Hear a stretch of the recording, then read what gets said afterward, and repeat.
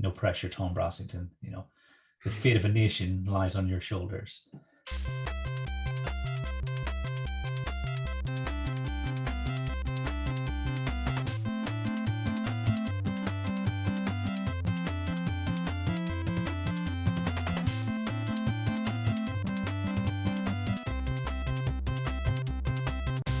Welcome to Thinking Deeply About Primary Education, the podcast that makes time and space to really think about pedagogy, teaching and learning, professional development, anything of interest to time-poor and enthusiasm-rich primary teachers.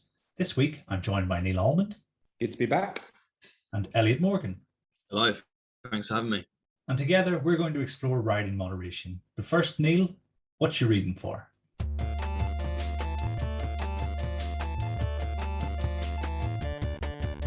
Hey, what you reading for? So I don't think it's been mentioned yet, but I'm currently reading Richard Selfridge and James Pembroke's Data Proof Your School, How to Use Assessment Data Effectively. And it's just a book, I think if you're really interested in being a senior leader or thinking about challenging some practices that perhaps have been done to you by your senior leadership with regards to data and how it's gathered and how it could be used for appraisals, for your own appraisal, and kind of the issues that could be around such practices, then yeah, it's a really good, concise book about really getting deep into what data is useful, what data isn't useful, talking about validity and reliability of certain data. And then it kind of accumulates in this kind of final chapter where it kind of puts it all together into what they would see as an effective use of data gathering for your school. I really enjoyed it. I think it is one of those texts that, yeah, every teacher, if you're in senior leadership, read it. If you're thinking about going into senior leadership, definitely read it. Elliot, what are you reading for? So coincidentally, I am reading the same book as Neil, which in fact we decided upon on the TDaPE Discord as a book club that Neil suggested to start running. This is our first book. You're not too late to come and join us because we haven't met to discuss it yet. Yeah, I won't go too much further into details because Neil's essentially summarised the same thinking I've had. But you're a lot further along in the book than I am. I'm just at the bit where they're talking about progress measures, and I think their analysis of it is just really like pinpoint. It's really precise. It just like saying like, oh, schools have fought in the past, like the more bandings you have, then apparently like the sort of more progress you can prove and all that sort of stuff. It really hits home. And I'm looking forward to sort of getting to that last chapter that Neil mentioned, where it summarises and sort of gives their points of how to go forward. What about you, Kieran? What are you reading for? Do we know when that is going to be, Neil? Have you any ideas? Are we giving people to the end of March to read the book? Yeah, I think until the end of March, and then potentially, depending on how people are doing, start the first one in the Easter holidays, because I hope they will give people enough time to read it if they haven't read it by then, and hopefully, yeah, bring out some good discussions. We very nearly had 3 identical recommendations because I too am reading it, and I too am a little bit further behind. I think progress measures is my next bit, Elliot, so I'm looking forward to that. I've gone for a piece by Daisy Christodoulou from 2017, 5 ways you can make the primary writing moderation process less stressful. And I'm not going to say too much about it because I'm going to come back to this at the end of the episode, but needless to say, written in 2017, but still I think quite useful for teachers at the moment in 2022. So I think data proofing your school is going to focus our thoughts in this episode. We're going to look at writing moderation, but before we get stuck in, what is writing moderation and why do we do it, Neil?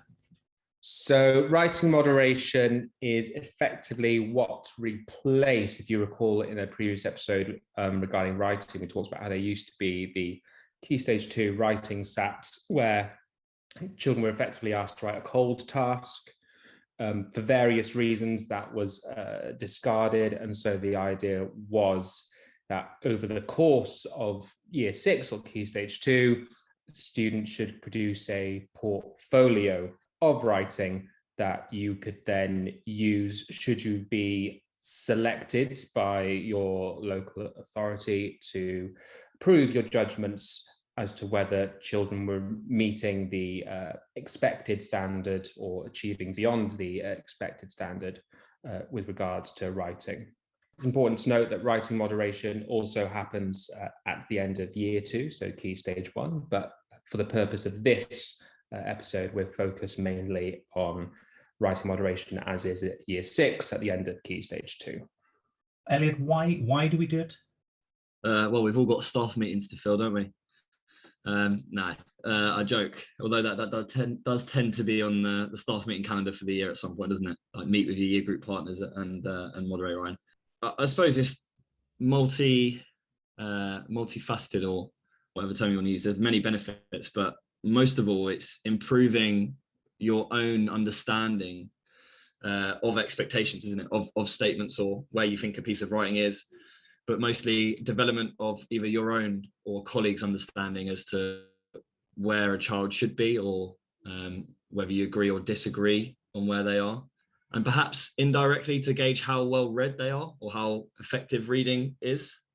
I think it probably demonstrates those, or gives an inkling perhaps as to those children who genuinely read for pleasure at home. Because I think that's where you see if they bring in some ideas, because you can get an idea of perhaps the class text that was written based by looking at the pieces of writing that are done, because they'll follow a particular theme. But I think, yeah, it gives you a little bit of an insight as to who's reading kind of beyond that particular area of study, or who's actually, reading wider at home and actually really enjoys it, because they tend to bring in those ideas to those pieces. I think, Elliot, you're bridging into what my next question will be about what the benefits and the potential cons might be. I think as to why we do it as schools, I think it's because we would like a world to exist in which it was possible to measure the quality of writing and hold schools accountable for the quality of writing in the same way that we might be able to do, for instance, with reading or mathematics and science to an extent. And so, yeah, I think when we think about why we do it, it's potentially almost worth looking at the real reason why we do it, as opposed to the reasons we might say we do it. Yeah, so, probably setting my stall out quite early, not a massive fan, and sort of big time agreeing with what you're saying there, Neil. So putting that to one side for a second, develop those potential benefits then, Elliot. What you were talking about, getting an understanding of pupils and things. What do you think the benefits of writing moderation are? In terms of for pupils, probably fairly limited, depending on how much the teacher takes away from it. But from a teacher's perspective, I'd say benefits, yeah, improving your own judgment of the standards or where writing is or should be. Quite good development for your own subject knowledge, especially when discussing it with more knowledgeable peers or people who've perhaps been in year 6 or longer than you, or have been a moderator or been moderated. One thing I always found quite handy, actually, when I first entered year 6 and we were doing those sort of moderation sessions across a trust or with literacy lead or whoever, is that they were very good for sort of finding good pieces of writing to do, or like good ideas for planning, or how to meet certain statements, or how to demonstrate certain ideas. So like a lot of year 6 teachers seem to love Alma, which is a short video. Seems like every year 6 teacher in the land does that. But it's very handy for drawing out those ideas. I think there is a benefit potentially for the teachers in that if you're you're coming around to different schools, whether within you're a trust, if you're doing this at a trust level or at a local authority level, you do get that glimpse into what's happening in those other classrooms, and that can be quite rewarding or quite daunting, depending on what's being put in front of you. It also gives teachers an idea of what students should be capable of, and that standard that you should be. If you are new to year 6, I think writing is one of the hardest aspects, purely because, and this kind of ties into a negative, purely because human nature as it is, what one local authority classifies as great depth, another one may not. There might be certain criteria that one local authority hold higher than another criteria, for example. But I think it gives you an idea of what that standard of writing is. And I think that's useful because it means that you can then, increase your expectations as what you should be doing. There's certainly, that's certainly no bad thing. But I really think, it's trying to find something good in the system where there's very little good in it at all, I think, personally. When I thought about the benefits, it was definitely about developing an awareness. The question, which we may not need to answer right now then becomes, do we need to do right in moderation to develop ourselves and develop our understanding of how we can help pupils write? Is that just a fortunate byproduct, like you say, of a broken system, or is it essential for us to develop that? Because I think there are definitely lots of pros about reading lots of pieces from outside your context so that you can see what's possible. But I think we'll get to, potential alternatives. What do you think the cons are, Elliot? Yeah, I think it is entirely achievable, those things you mentioned, without having to do moderation. And like you said, it is, are we doing it just because it is SLT saying we need to hold staff accountable and we want to see consistency across a year group, and that's why we're doing it? I think largely it probably is. In terms of sort of downfalls of moderating writing, I'm sort of coming at this from a year 6 perspective. I should probably preface that I think I'm probably more in favour of moderation than Kieran and Neil are, but only slightly, and perhaps probably because of huge sunk cost bias from being in year 6 for years and being a moderator. But so cons I've noticed, I feel like some of the statements in the year 6 framework are perhaps a little bit too wordy, or sort of left without definition or sort of abundant examples for teachers. It feels like you're sort of left to your own devices to try and figure out exactly what they mean or exactly how to evidence them. I think moderation it's impossible to remove that, remove the teacher bias. That will always be there. That's overly subjective, and sort of that illusion that you can remain objective against these standards, but you can't. I also think the moderator training process, I don't know if it's changed much since I did it the first time, but a few years ago, it just wasn't fit for purpose. The STA were giving the moderator who was training us as the moderators, just giving them a script, and they weren't allowed to deviate from it. We weren't allowed to ask questions. So I think it fell down quite a lot there. A huge part of where moderation falls down is, as we were saying in sort of the pre-chat, a lot of teachers, and myself included, sort of naively assume that the top children in your class are just going to be great at depth just because they're the top children, aren't they? So I must have, I've got 4 children who are sort of the brightest, I'm going to have 4 great at depth. And that's not really quite how it works.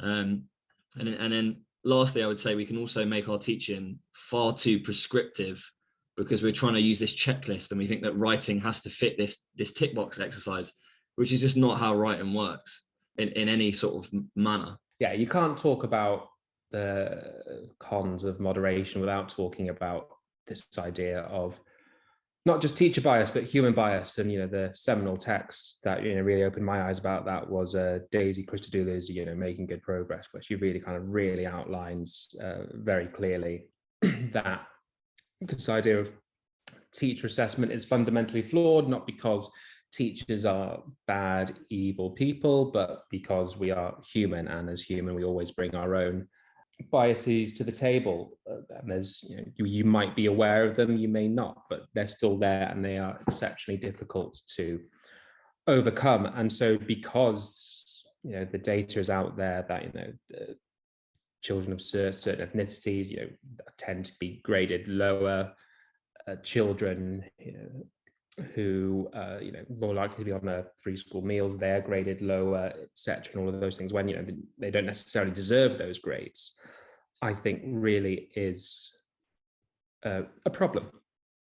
And so I think, whilst, as I say, I am probably against moderation, I wouldn't be in favor of a system that continued what we do have without moderation, because then I think that opens the floodgates and is a free-for-all. I'm a far more radical position in that I think the system would have to change completely, because I think if you're going to continue the way it is, and that you're building up this portfolio, then yes, moderation has to occur. There is the chance that people will not take it serious, will overgrade purposefully, and I think that's far worse than the situation we would have now.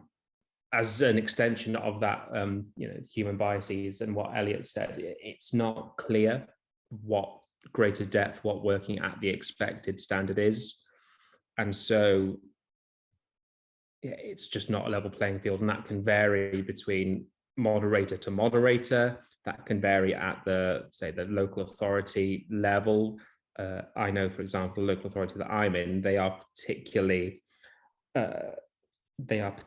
keen to see those year 5, 6 spelling words. So that kind of, it influences the kind of writing we have to do, because those are some pretty obscure words on that spelling list.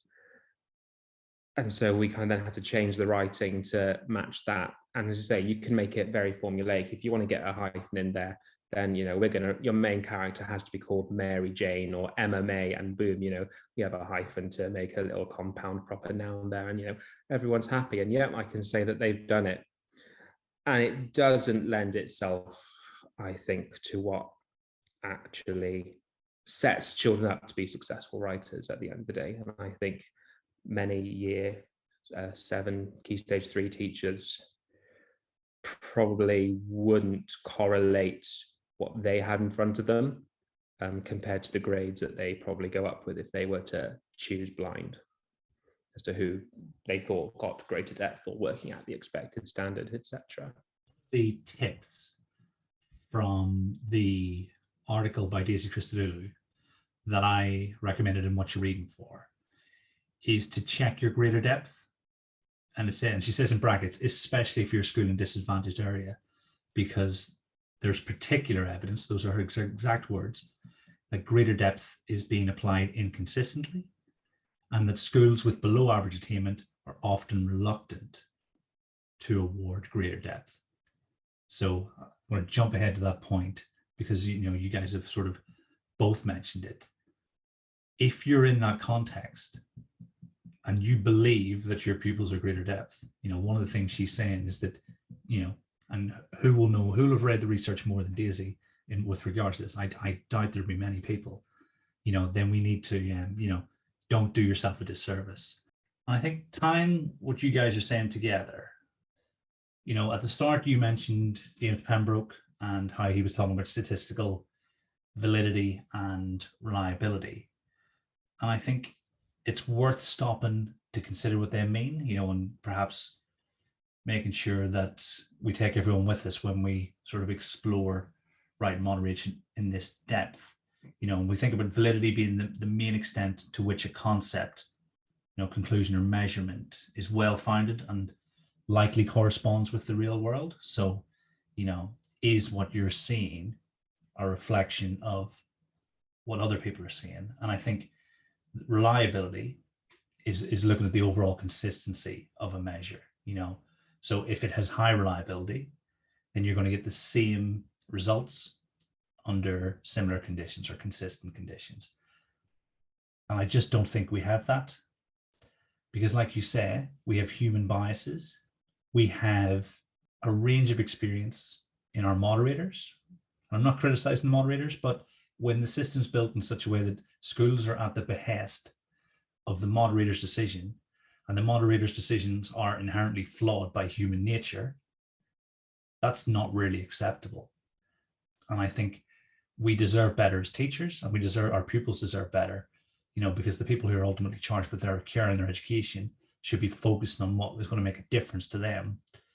And I think the priorities that come from right and moderation are misaligned, and maybe this is me thinking in a certain way, and again, it might not be a majority view, but I would prioritize functional literacy and sending pupils to secondary school entirely literate, able to read, able to write, almost error-free, but in a functional and useful manner for their time in secondary school. And I think our secondary school colleagues would welcome that, because then they could focus their time then on disciplinary writing and on, for instance, if you have a fundamental grasp of the basics, then you can start to become the author that you can become.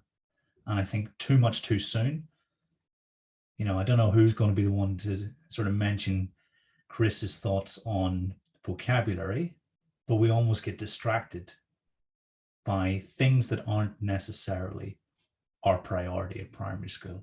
And so I think, everything you've said ties in with my thoughts on why something needs to change. And I know this is not a new view. This isn't me saying, I've got this revolutionary new way to think about writing moderation. When I did a quick search earlier on, I saw quite a few people expressing these ideas a long time ago. And so, I don't know where we go to next, but I think there are more cons than benefits. And when we think about the fact that we don't need to use writing moderation as the vehicle for those benefits, I'm finding it very difficult to see why it still exists beyond a delusional idea that we can measure the progress of pupils in writing across their time in primary school. So I don't know. So I guess the question is then, is there a way to improve the reliability of assessing writing then? Of all the people to ask that question, Neil, I thought you'd be the first one to answer it because I know that you know. Yes, there is. I'm more like, my notes for this one are just chime in little bits at the end. You're more qualified to talk about this, I think, than I. Okay, and perhaps then I'm going to activate Do you want me to ask the question? No, I'll activate my inner Christopher, and I'll ask the question and then also answer the question. Personally, I think that there is, and that's through the work of Daisy Christodoulou, who we've mentioned already, and what she does through with normal marking and comparative judgments. Very briefly, if you're not aware of what comparative judgment is, whilst humans have these biases, research seems to suggest that we are far better at making comparisons when we're just comparing two things. So what this does is that you are sent a cold task, which tends to be quite open. You then give your children opportunities and time to write cold.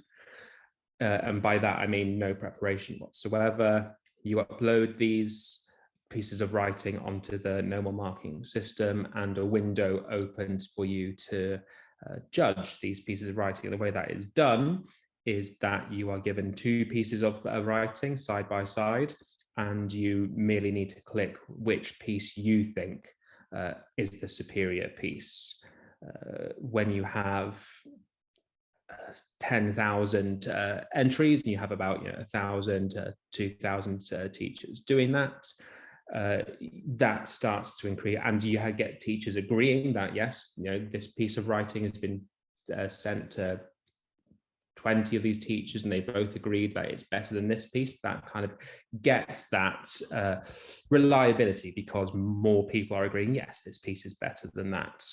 And then through the statistical analysis that normal marking can do, they can produce things like writing ages. They can work out boundaries as to whether these pieces of writing would be greater depth or not greater depth, or working at. And whilst it's not without its limitations, I personally think some form of nationwide comparative judgment exercise, not necessarily run by normal marking, but a comparative judgment exercise nonetheless, would be better, I think, in the long run for both pupils and staff, because it feels to me that you would get that pretty much one benefit of moderation by getting the opportunity to read plenty of pieces of work from further afield than just your trust or local educational authority. And so that would be a really interesting experiment, I guess, or position to put towards the government as to how we could actually ensure that assessing children's writing is done appropriately. It's not without its own drawbacks, of course, but I think it would be I can't see how it would be worse than what we currently have, and I can see many ways that it would be better. And I think I read on their website or one of their blogs at some point, they describe it as like it's judgments of quality. Sorry, instead of it being judgments of quality, it's comparisons of quality. And sort of the implication of that being that it offers greater reliability than teacher judgment does, which is what we were saying we would rather have. One thing I really like about No More Marking is that you can see the reliability of teachers' judgments. So it gives you a score. If you're between 0 and 1, then you're consistent.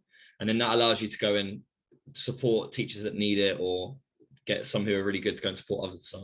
And yeah, as Neil said, in sort of the interest of balance, while I agree, I do think it is better than writing moderation. We should probably mention the pitfalls of the approach, because while it is better, it's not without issue. Perhaps the most obvious one being that handwriting bias. So when you're comparing two pieces of writing, that teachers or humans, we naturally tend to favor the one that has better handwriting.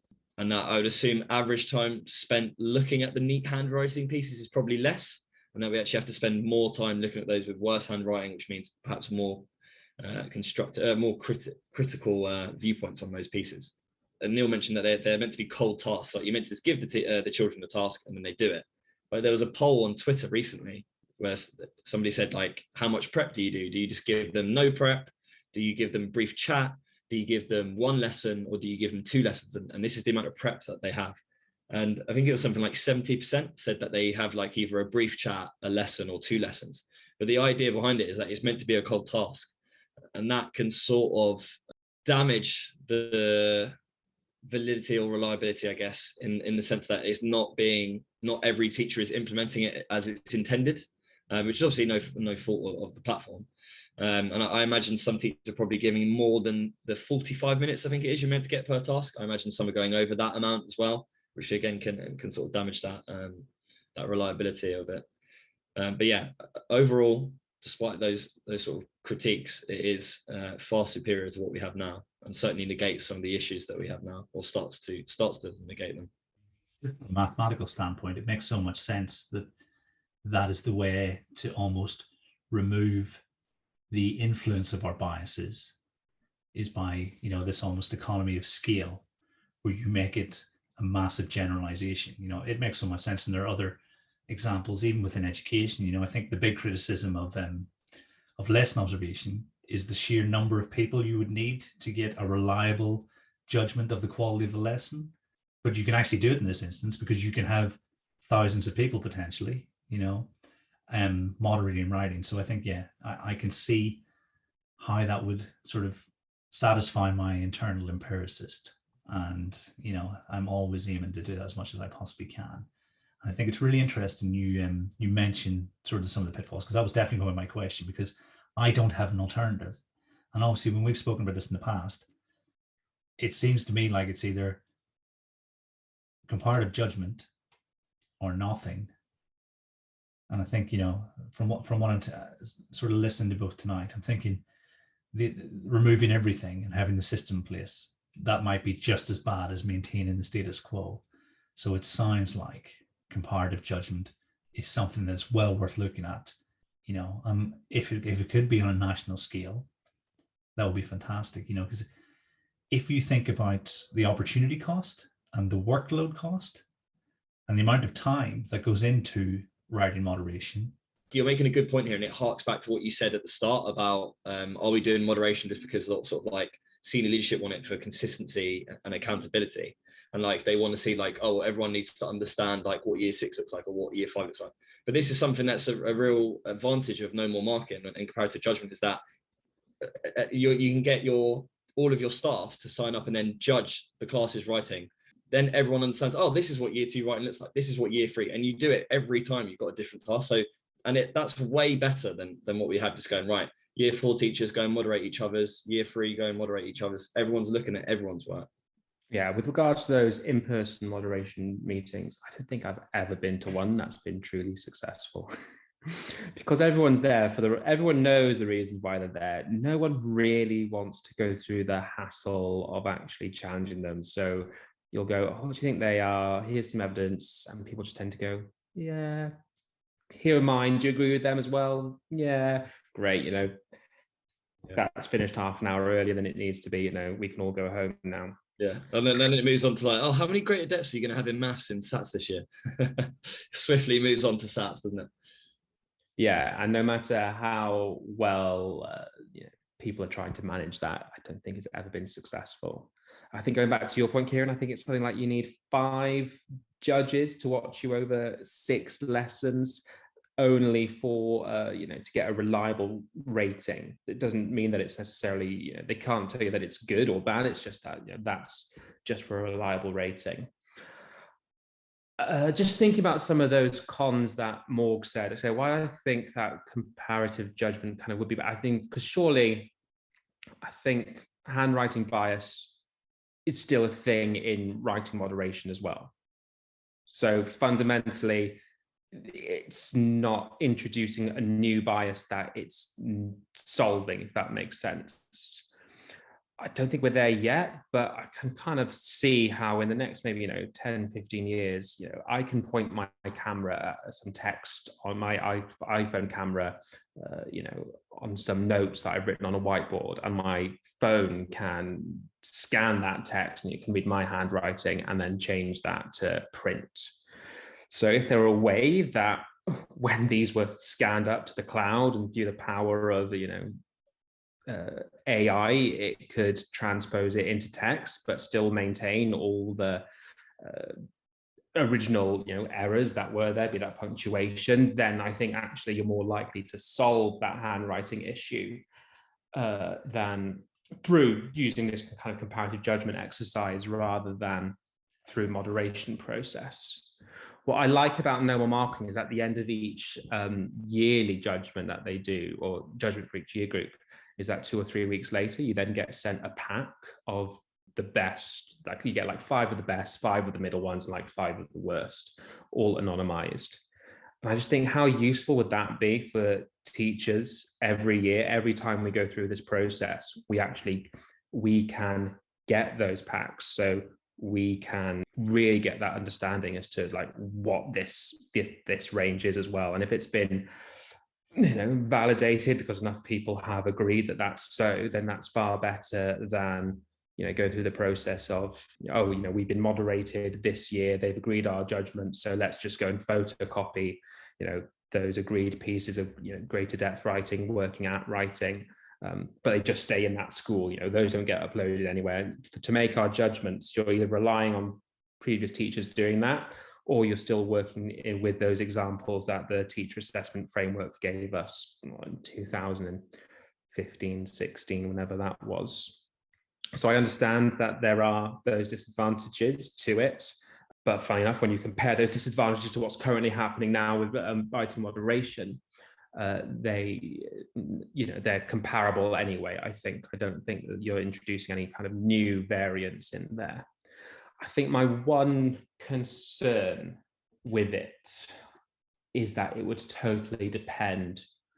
It would still involve teacher bias as to what that teacher thought good writing was. So you could have what might be considered quite a mundane but technically accurate and concise piece of writing versus a child who's kind of tried to include some flowery language or perhaps incorrectly. So we were writing some instructions on pancakes in year 6 of pancake day, and I had the sentence meticulously, pour the pancake batter into the pan. It's like, well, meticulously fundamentally is used wrong there. Like, that is not a good use of the word meticulously at all.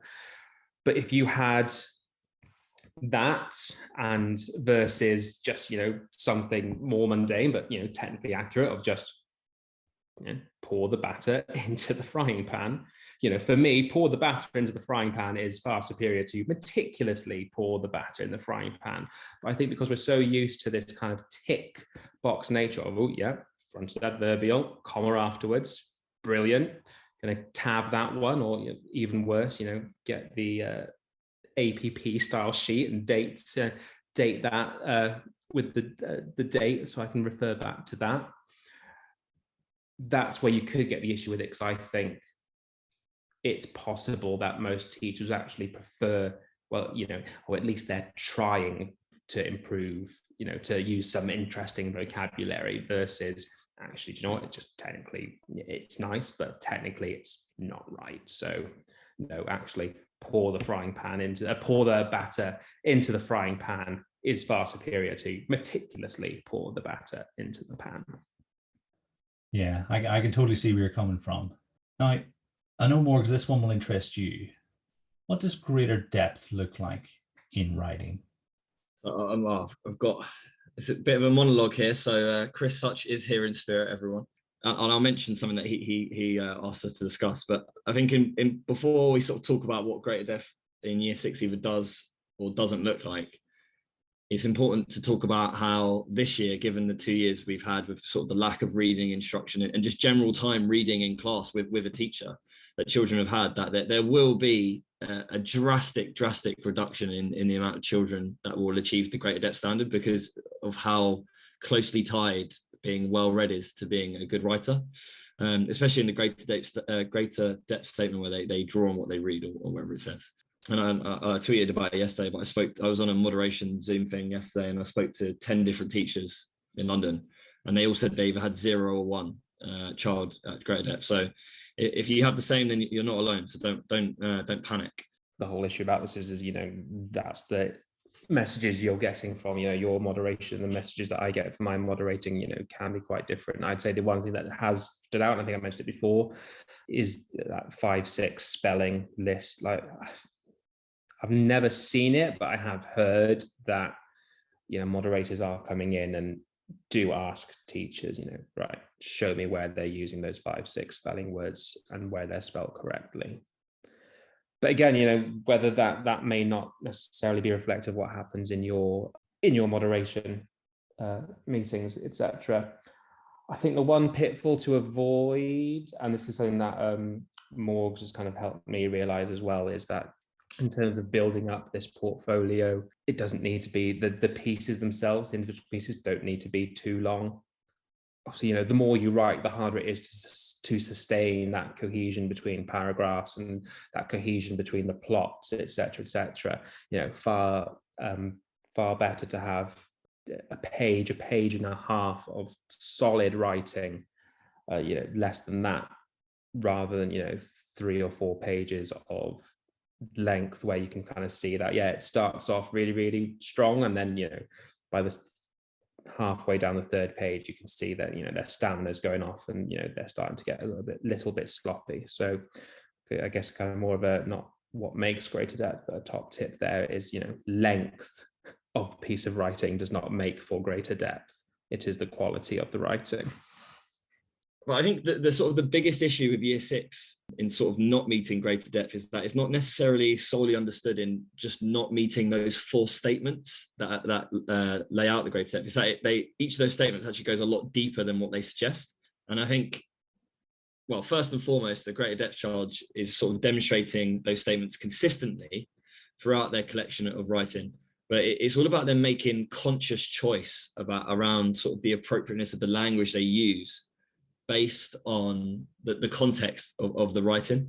And the difficulty that presents for us as teachers is that all of those statements are quite interrelated with one another. So the first one, something like write effectively for a range of purposes and audiences. Does the child achieve what they set out to do, and have they done so consistently? But then the next statement is something like distinguish between the language of speech and writing and whatever it may be. And that's essentially just saying, well, have they achieved what the first statement talks about, and how have they achieved that? So there's a lot of issues in that for teachers. And obviously, if it makes it hard for teachers to understand this, it's hard to teach it, isn't it? But in terms of sort of what the STA have hinted at, and what might hold back a pupil from that greater depth standard, they've talked in the past about accuracy, so accuracy of punctuation, or perhaps a precision of a choice of word, which I linked here to what Chris said. So Chris was saying that a really annoying point is that, well, Neil's already hinted at it, the vocabulary, just forcing in and spooning in these large words just because, oh, they're longer, they seem better. It seems that that's greater depth, isn't it? Just using longer and bigger words. But in fact, that's like quite the opposite. It's about using precision. And if precision is just saying Paul the Batterin, then that is the right choice. So with that precision, it comes that sort of sophistication of the choice of vocabulary, and their sentence structure and how they use punctuation. And that builds into how they're consistent within and across pieces. And that's been across a narrative or non-narrative. And I know in the past, and Neil mentioned this to me earlier, like the difficulty of greater depth is often people are like, oh, it's just the flair, isn't it? Or like, you just read that first paragraph and you just know. But what does that mean? How do you quantify that for, or qualify that for teachers so they can understand and actually look at a piece of writing and go, yeah, that is great depth. A big part of that is perhaps a lack of errors, that they don't have many omissions of full stops or anything like that hamper their flow, and that they're not repetitive with vocabulary unless that's a sort of authorial choice. So like if you're trying to persuade someone, then you might repeat the same thing again and again. And so their language has to be matched to the context. And if it's not matched to it, and it comes across less effective, then you could argue that they're not great at depth because they're not making that conscious decision to use it. A big thing to look out for is any weaknesses in sort of verb forms and tenses. Are they confident in how they use present progressive and past perfect and so on? The most common one I've seen as sort of a year 6 teacher and moderator, which I think probably holds back a lot of children, is use of commas. Comma splices, children not using them to sort of avoid that ambiguity and just putting them in too much. So you need to use them to avoid miscues. So that common one that people always use is like a panda eats, shoots and leaves. And it's like without the commas, it sounds like he eats and then he shoots you with a gun sort of thing, rather than he eats, shoots, which is what he eats and so on. A big thing that greater deaf children use with commas is indicating relative clauses. I think all really effective writing tends to use relative clauses to add extra information, or using commas for vocatives, so addressing people, or to distinguish nouns between each other, like his brother, comma, Stephen. Greater depth writers, they don't use predictable clause structure, and they're not repetitive in what they use. They mix it up, but not just because like, right, I've done a subordinate clause, now I'm going to do a prepositional phrase, now I'm going to do a fronted adverbial, because that goes back to that tip box in that Neil was talking about. And lastly, because I know I've sort of gone on and on and on there, when I was on that moderation meeting yesterday, the lady who was sort of leading it for our borough in London was talking about the STA talk about the word undermine. Is there anything in this child's writing that undermines the overall impact of their writing? So like, do they use incorrect verbs or adverbs that affect overall their writing across all their different pieces? Do they have a lack of certain punctuation? Are they using comma splices too much and it is causing ambiguity? So those are a list of many things that I would say. My sort of major issue is that of the list of things you gave, Elliot, I don't see why we shouldn't expect those things of all pupils when they're writing, particularly when they're leaving Key Stage 2, should all pupils be writing for a purpose? If they're not, what is it that they're doing? And if their verbs don't agree, then is it potentially that they haven't understood a grammatical sort of piece of writing earlier on in like year 3, 4? You're talking about progressive tenses and things. Those things come on quite early in Key Stage 2, don't they? So whenever I look at greater depth, like you said at the start, Neil, it almost feels like the kids who read more and can mimic authors more get rewarded for the amount of reading they've done, and because their priorities are in the wrong place, because we're not looking for pupils who are clinical in their writing and are using things accurately, and probably because we don't know what good writing looks like, in general, then I think the existence of greater depth for me is both unnecessary and I think just confuses the issue, so because I'm listening to and those are definitely things that people should be aware of because they're going to be held accountable for them. We're not going to change anything between now and moderation, but I just don't see it. I don't understand. Am I missing something? Not at all. And if anything, it highlights that point Neil said earlier about, does an assessment perhaps favour a particular group of children and so on? And if we're talking about the direct link, but the direct link between how much a child has read and how well they can mimic it, then moderation and greater depth writing probably favors the middle class child from leafy suburbia who perhaps live in a house that's so big they've got shelves and shelves of books, and the sort of the working class child who perhaps lives in like one room with their parent and another sibling, and they don't have access to books. Is it like unfairly excluding that child from the process just because they haven't been afforded that same opportunity, even though they've both been given the same teaching instruction? So yeah, I think that's quite a pertinent point that you make. The only member of the TDaPE family with a direct link to the education minister is Tom Brassington, because obviously they were in touch last week. So Tom, you've got sort of the relatively small task of passing on our message so that we can make systemic change a reality over the next year or so. But between now and then, what are your top tips for those who will eventually go through the writing moderation process, whether that be within their schools or as part of the statutory process? So I've come at this from the angle of, because I know we're sort of favouring year 6 teachers here.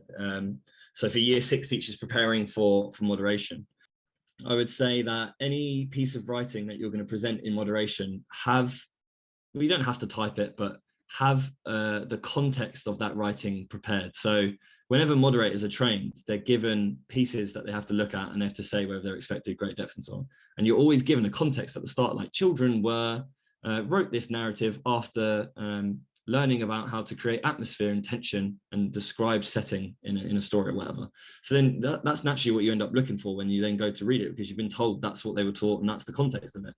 And that really helps to illuminate for the moderator and guide for them where they're looking, what they're looking at. And especially when you're writing for purpose and audience, you now know, right, oh, I know what to see in this. Oh, it's a formal letter. Okay. I know that I'm looking perhaps for passive and I'm not looking for contractions and so on. And if I do see contractions, then, perhaps they haven't achieved the level of formality I want and so on. So that would be the first thing, having context prepared. And linking to that, I talked about that sort of what happens when moderators train. Well, train to be a moderator if you want. I know it's a bit late for this year, but for next year, because it's no real additional workload. You do one bit, they give you some pupils to analyze, you analyze them, you pass. You do like one afternoon or day of training at one point, and then you go into schools and do it. So it really does help you to understand the process better, and really does help to inform your teaching of writing. Another piece of advice I would give is to do the same pieces as the exemplifications we're given. Because, so for example, there's, is it Frankie, I think is the greater depth child that they released a few years ago. And in one of their pieces, they have a short story about opening the fridge, and it's really good for like building tension because they're intentionally vague and so on. It's like, well, you know that piece constitutes greater depth because they've annotated for you what makes it greater depth. So why not go and do a short story trying to build tension and then teach the children around it? Look, this is what constitutes greater depth writing. This is what this is a great depth child, and this is how they've achieved that because they've done this and they've done that. Because the idea is that children mimic what they've been taught and what they've read. So those exemplars are the Bible. They are gold dust in creating ideas for you, text to write, and they also indicate to you length and how to meet the statement. So they're really, really good. And don't just look for sort of the original annotated ones. They've released online. You can find them online if you just Google moderator exercise training or whatever it may be. The ones from 2018, 2019, 2017, they're all online. You can find them. And if you have any difficulty finding them, just let me know and I'll point you in the right direction. If you get into this point of the year and you know that you could be moderated, or you find out at the end of 6 weeks that you are moderated, don't write any new pieces. Just go back to old pieces from September or December or whatever and redraft them. Because think about how much more each child in your class now knows about writing, about editing, about drafting and proofing, or how much more they know about punctuation and verb choice, wherever it may be. It is far easier to go and take a piece they've already written, dedicate a lot of time to redrafting that, editing it and improving it, than it is to just go and write an entirely new piece. And every time I say that to teachers, they always seem like, and it was a light bulb moment for me whenever somebody first told me, or I realized I can't remember, but yeah, why reinvent the wheel? There's no need to write new pieces. Make sure that you understand each statement in that framework and how to evidence it, and using those exemplifications is very good for that. And also understanding what particular weakness is and what constitutes that. if you are listening to this and you're SLT, make sure that you're releasing your year 6 teachers. Are you giving them time to go and collate these portfolios, to read through it, to do extra writing interventions, or to do extra pieces of writing, whatever it may be? And have you adapted your marking policy to suit their workload? Because in year 6, the workload is high, and if you're having to collate 6 pieces of writing for every child, that's a lot of work, whether they be done in September or now. So are you giving them that time out to do it? Or are you coming to support them, taking children out to do interventions or pieces? Perhaps try and involve year 5 teachers so that they're aware of the end goal. That's something I've always tried to do when I was in year 6. I used to always get our year 5 teachers. They knew like what we're trying to work towards. And then that builds into how they teach their grammar lessons and their writing sessions. So I always used to do a free piece draft. So like they'd write a draft and do a second draft, then the final piece. And I think a useful piece of advice is that children can always type a draft. I know you're only meant to have like one typed piece, but if you're going to have written pieces, why not let them type a draft? You turn off the spell checker, turn off the grammar help, you're allowed to do it. It's quicker, it's easier for them to spot mistakes. It's only the final piece that needs to be legible, joined handwriting. So if that's difficult for them, let them type or let them write comfortably, and then only insist on that legible, joined handwriting for greater depth in the final piece. It doesn't need to be in every single piece, every draft. And then lastly, Neil touched on it already, there is absolutely nothing wrong with pieces of writing that are 1 page long. If you give children 2 hours to write 4 pages, even your best writers are going to not have the stamina. It's going to dwindle, and it's just, and I see that when I've moderated, it always happens. As far as I'm aware, there is nothing anywhere that dictates the length of a piece of writing that they have to write. I've seen poems being used that are like a few stanzas. I've seen short stories like that one I mentioned, Opening the Fridge, that's at about a page long. Yeah, it doesn't need to be longer than 4 or 5 paragraphs. And that is how you maintain that quality. It's all about quality and not quantity, which I think perhaps that sort of writing pages and pages, perhaps from a bygone era, from the previous curriculum, I don't know. But yeah, unless somebody can prove me wrong and tell me otherwise, which I'd love to know if it is true, I have not seen anything that dictates how long the pieces of writing need to be. So yeah, those are sort of be my top tips of if you're preparing for a moderation. 45 minutes of me saying that we need to crash the system, and then some solid gold advice that's actually useful in the classroom from more. So, have you blogged about that?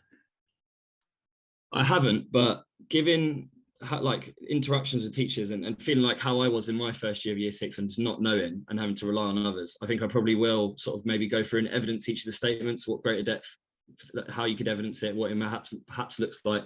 I mean, terms like using the appropriate register. We're just assuming teachers know what I mean. And I'll be honest, I had no idea what it meant. I had to Google it. Oh, register means this. Okay, great. Taking none of that for granted, I think I probably will blog on it in the coming weeks and probably point towards those resources I touched on as well. That'd be awesome. Any tips you'd add, Neil? I think I can add 3. The first one is we found it useful that when you are writing those finished pieces, you have your own separate book for them. So then you actually don't have to go through their main book and work out where they all are and gather all of that and go, oh God, was this in their first book, their second book, their third book, they got through, whatever it might be. So we have like we call it our writing progress book, where like those final pieces will actually go into there. The second piece of advice that I have is do check out Elliot's resources that he has on his TES shop. I know he's collated a useful pack of greater depth writing resources that were moderated. So if you want a few more examples of what greater depth is. And the third thing is just listen back to all of Elliot's advice, because that was pure gold. It's been a while since I was a writing moderator. I'm not sure if I was a writing moderator before 2016 or not, but I would like to point towards Daisy's 5 sort of ways to make the moderation process less stressful. She says, look outside your school or network. So like we said earlier on, trying to get that scale increased, and also exposure to sort of higher quality work or different work, work that's not from your context. She also says, use what we know about the results last year, and sort of taking how pupils have compared against the interim framework to support us in our judgment making. I think I probably need to explore that one a little bit more. like I said earlier, check your greater depth, because schools with below average attainment are reluctant to award greater depth. And I think just because, especially since it's been several years since we had any attainment, school's going to be a very different place from what it was. Remember that all achievement is on a continuum, and I think this came up at the time whenever we were sort of first exploring comparative judgment, was the idea that a pupil who just scrapes the expected standard has more in common with someone who is at the top of working towards, in inverted commas, than they do with the pupil at the top of expected. And so it is that judgment across the comparison across different pieces, isn't it? And then she says, use the sharing standards results. And so I think perhaps is this a precursor to no more marking? But you've got like 199 schools, 8,512 pupils shared their standards, and it was a trial looking at comparative judgment in year 6. So, if you've any partner schools who are utilizing either sharing standards or no more markings comparative judgment, it's about moving towards that model to support our judgments, so almost existing within the system, but moving ourselves closer to, on the alternative. I just want to add to that, because we do use normal marking. They've recently, it's going to sound like promo for them, but it is really good. They've recently released something called the Writing Hub, which is sort of CPD for teachers around teaching writing. And it focuses on sort of that restrictive practice, so it looks at like run-on fragments, sentence fragments and run-on sentences and so on. And each of those has a sort of video to go with it and a CPD PowerPoint. And there's like pre and post tests quizzes that you can give the kids, where it's in its sort of infant stages, but I think it's quite powerful so far. It's unlike anything I've seen before for writing, and I think it's got quite a bright future ahead of it. So definitely check that out if you use no more marking. It was definitely worthwhile exploring writing moderation. I think maybe worth revisiting a couple of years' time to see where the conversation has gone. By then, touch wood, we'll have moved towards something that's both more manageable and more reliable. But watch this space, and no pressure, Tom Brassington. The fate of a nation lies on your shoulders. All I said to say is thank you very much, Neil, for joining me. Thank you very much for having me back. Thank you, Elliot. Thanks for having me. And to everyone at home, until next time, thanks for listening.